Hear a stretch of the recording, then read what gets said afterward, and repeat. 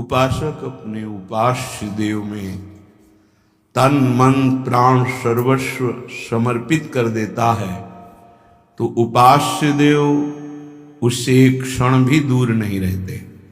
यही उपासना का अर्थ है। सदैव अपने इष्ट के समीप रहना उपासना, समीप रहना भाव से, तन से।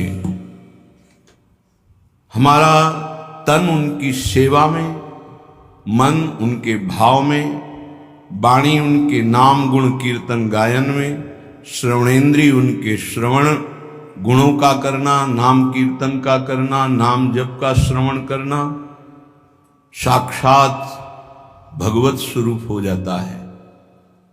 जो है वही प्रकाशित हो जाता है।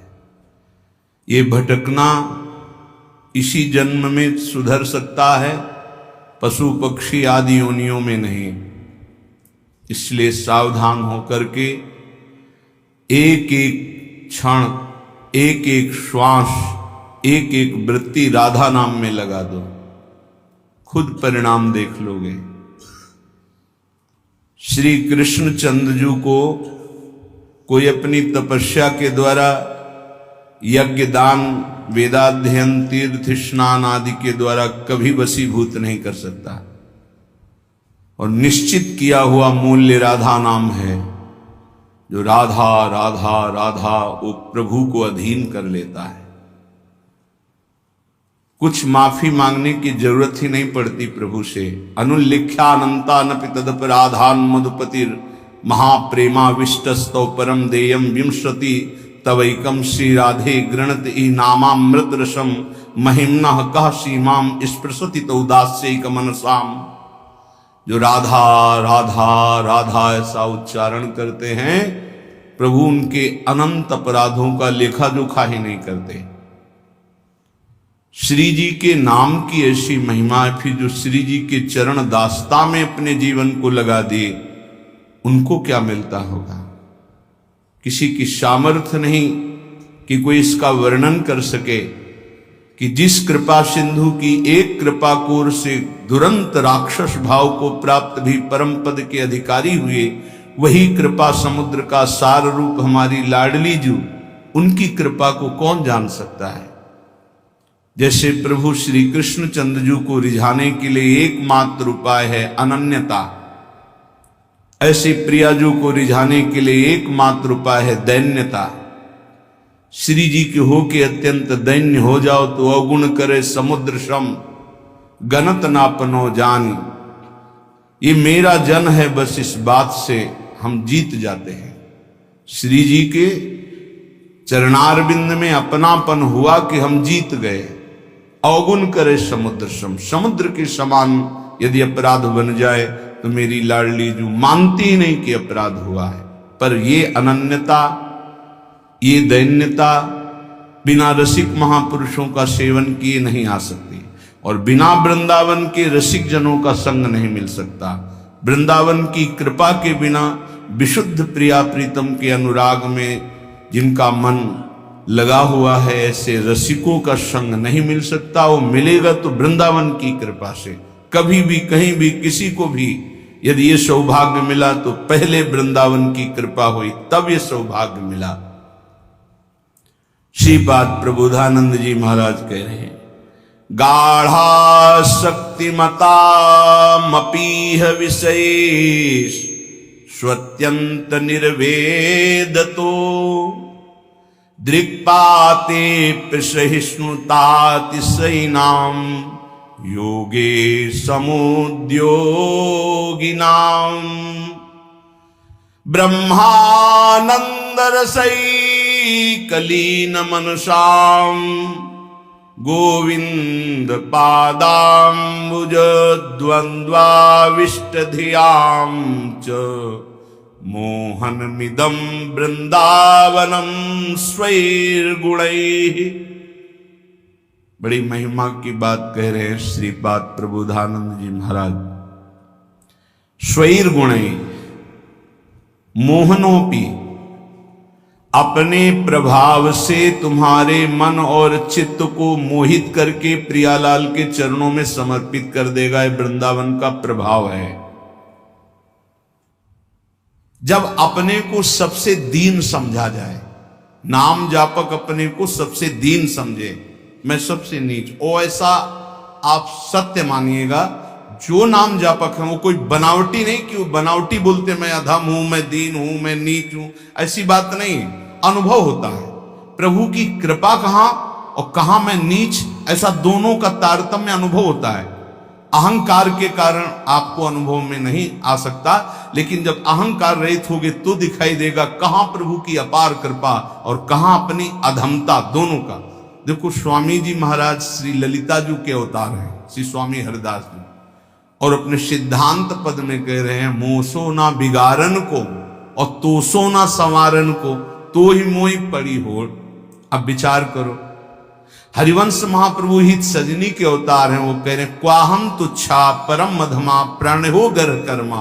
कहा मैं तुच्छ अधम अपराध करने वाला हूं, कहा ये नाम, ये राधा नाम तो सिर्फ वृंदावन की महिमा जो मेरे हृदय में स्फुरित हो रहा है।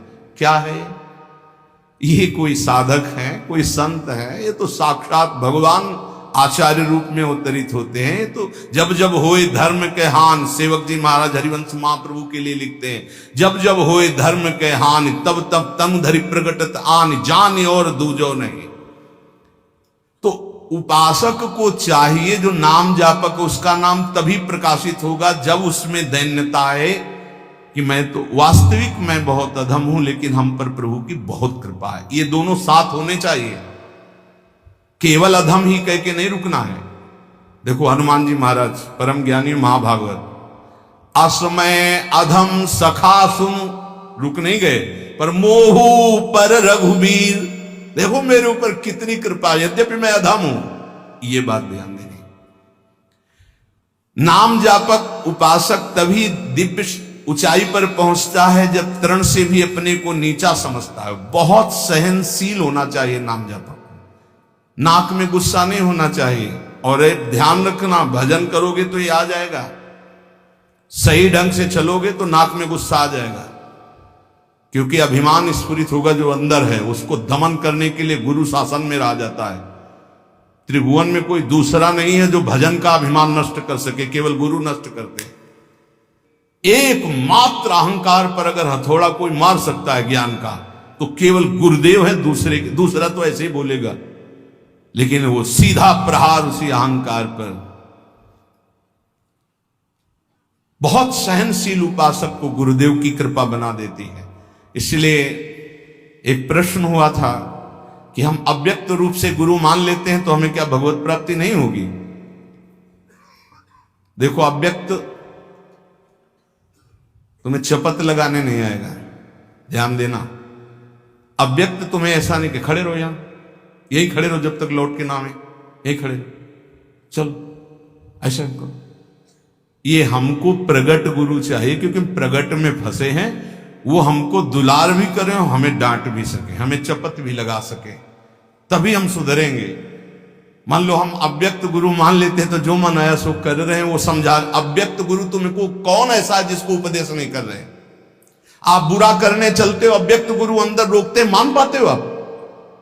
एक त्रिभुवन में गुरुदेव के सिवा कोई ऐसा नहीं है जो निर्विकार और निरहंकार कर सके। ये हम खुली बात कहते हैं।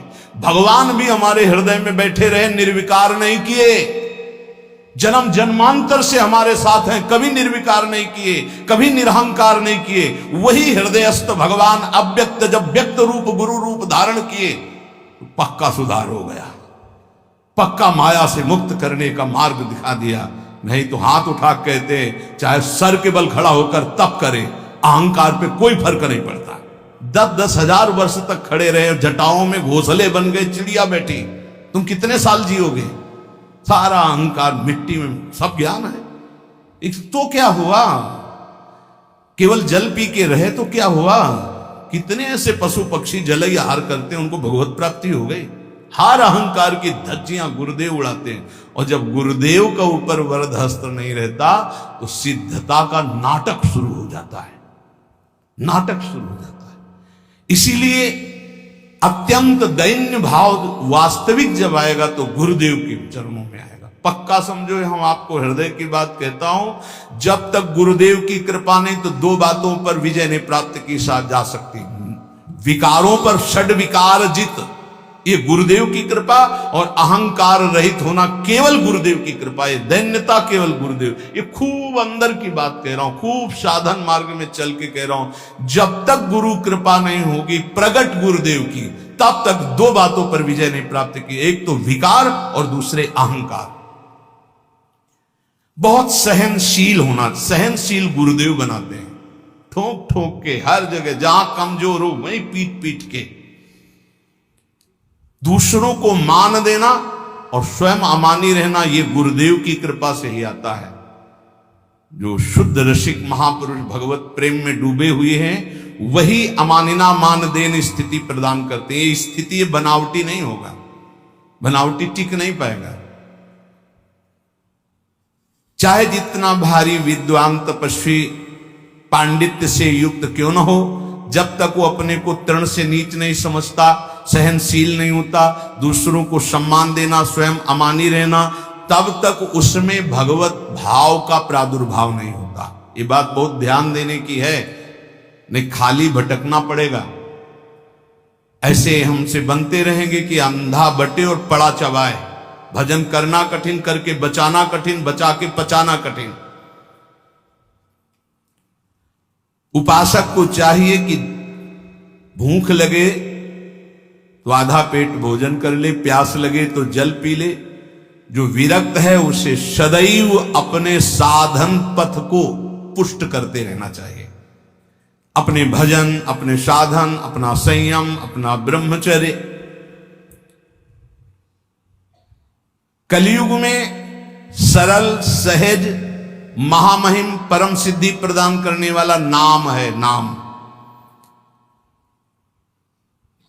एक बहुत बड़े विद्वान थे, महाप्रभु चैतन्य देव नाम जी की महिमा वर्णन कर रहे थे, तो उसने कहा ये सब हम नहीं मानते, ये शास्त्रों में अर्थवाद कहा गया है। अर्थवाद कहते हैं कि फल स्तुति का वर्णन है, ऐसा वस्तुता नहीं है। इतना सुनते ही महाप्रभु ने कानों को ऐसे उंगली से बंद किया और कहा कृष्ण कृष्ण कृष्ण कृष्ण कृष्ण, श्री हरि श्री हरि श्री हरि श्री हरि। कितनी बड़ी पाप की बात कह दी और हमने सुन लिया। अरे नाम की तो निंदा कर दिया, सुनने मात्र से पाप लगता है। चलो सब चलो, वस्त्र सहित गंगा स्नान करो। इस अपराधी के मुख से नाम की ऐसी अवहेलना सुनने के कारण हम सब अपवित्र हो गए। महाप्रभु सब के सब वस्त्र सहित सचेल, सचेल कहते हैं कि वस्त्र सहित, वैसे ही गंगा स्नान किया। फिर गंगा जी में खड़े होकर के महाप्रभु भक्तों को कहने लगे, भाई तुम सच्चे मानो, अखिल कोटि ब्रह्मांड नायक श्री कृष्ण के एक एक रोमकूप में असंख्यो ब्रह्मांड है। उन श्री कृष्ण को अधीन करने की सामर्थ्य श्री कृष्ण का नाम रखता है। मैं गंगा में खड़े होकर कहता हूं, पक्का पक्का। ये विद्वता भी बहुत कभी कभी भगवान से विमुख कर देती है। एक श्वास में नाम ले लिया, कृष्ण, राधा, राम, हरि। भारी पड़ जाएगा तुम्हारे हिसाब में जब तुम्हारा शरीर छूटेगा और तुम्हारे रजिस्टर को देखा जाएगा तो एक कृष्ण नाम निकलेगा, तो वो तुम्हें तार देगा। एक कृष्ण नाम, ये ध्रुवदास जी महाराज कह रहे हैं, एक नाम त्रैलोक ही तारे, जो ना ले सो जन्म ही हारे। पूरे जन्म में यदि भगवान नाम नहीं लिया तो व्यर्थ चला गया जन्म। और जिसने एक बार कृष्ण कहा, राधा कहा, हरि कहा, भारी पड़ जाएगा। यमराज जी महाभागवत हैं, एक नाम की कीमत क्या है? पूरा त्रिभुवन नहीं है, वो विजय को प्राप्त होगा। असंख्य ब्रह्मांडों के स्वामी अजित को जो जीत ले वो है नाम। कोई योग के द्वारा उनको वशीभूत नहीं कर सकता, तपस्या के द्वारा नहीं करता, तत्वों की संख्या की गणना करके सांख्य योग के द्वारा उनको वशीभूत नहीं कर सकता। अगर कोई आज तक वशीभूत किया है तो नाम जापक ने किया है। सुमीर पवन सुत पावन नामू, अपने बस कर राखे नाम। ये नामापराध में 10 नामापराध में एक अपराध है नाम में अर्थवाद की भावना करना। इसलिए जो भक्ति विहीन, उनकी कभी बातें नहीं सुननी चाहिए। बड़े बड़े मंत्रों का जाप, तपस्या, पूजा पाठ, यज्ञ, दान, अनुष्ठान कोई भी नाम की बराबरी नहीं कर सकता। गंगा में खड़े होकर महाप्रभु चैतन्य देव कह रहे हैं